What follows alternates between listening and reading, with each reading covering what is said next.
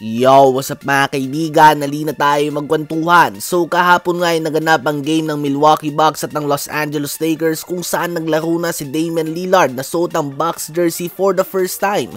Sa game na ito ay muling nagdomina si Giannis Antetokounmpo. Nagtala siya ng 16 points and 8 rebounds on 7 of 10 shooting sa field sa loob lamang ng 15 minutes of playing time noong first half. At ang main defender niya nga dyan ay si Christian Wood and vice versa.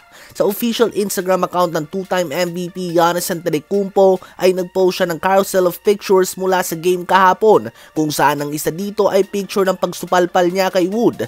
At tinag pa nga ito ni Giannis dito mga kaibigan na naging dahilan ng pag-trending nito sa basketball world. Savage nga daw itong si Giannis at dahil nga nakatag dito si Wood ay nag-notify ito sa kanya.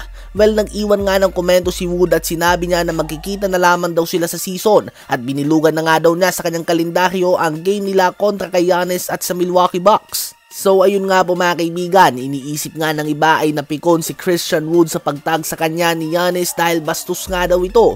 Ngunit mukhang magkaibigan naman ang dalawang player na ito kung pagmamasdan natin sila noong post-game. So instead of Giannis versus Davis, mukhang Wood versus Giannis kang matchup na aabangan ng madami sa susunod na pagkikita ng Bucks at ng Lakers. Ano ba masasabi nyo tungkol dito?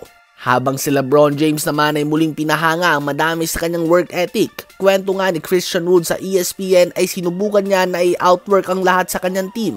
Kaya naman inagahan niya na mag-ensayo. Gusto niya nga daw ipakita na masipag siyang mag-ensayo. Ganun pa man pagdating niya nga daw ng gym ay andun na si LeBron at basang-basa na ito sa pawis. Isang kwento nga na naman ito mula sa teammate ni LeBron na nagpapakita ng kanyang kakaibang work ethic. Isang bagay nakahanga-hanga lalo na't ito na ang kanyang 21st NBA season and basically ay wala na nga siyang kailangan patunayan pa.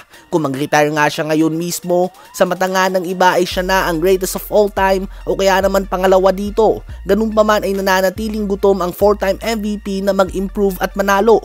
Minsan nga ay nagre-retire ang mga players hindi naman dahil sa hindi na nila kaya na makipagsabayan pa sa NBA o kaya naman dahil sa mga injuries. Bagkus ang iba nga ay dahil sa nasasawa na ito sa paulit-ulit na proseso, gising ng maaga para sa ensayo, babiyahe, malalayo sa pamilya at iba pa. Ang iba nga ay gusto na lang i-enjoy ang naipon nilang pera.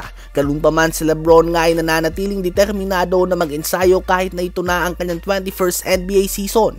Kung tayo nga mga fans minsan ay napapagod na din at nawawalan na ng gana na manood tuwing regular season at gusto na lang kaagad mag fast forward sa playoffs upang mapanood ang mga games na talagang may halaga, just imagine kung gaano ito nakakapagod para sa isang player na tulad ni LeBron na palaging nasa finals noon. Kahit nga si Jordan noon ay inamin sa The Last Dance documentary na nagkaroon siya ng fatigue sa basketball at media matapos ang magkakasunod na NBA Finals appearances. Kaya naman nagpahinga muna siya. Mentally way past exhausted na nga daw siya mga kaibigan.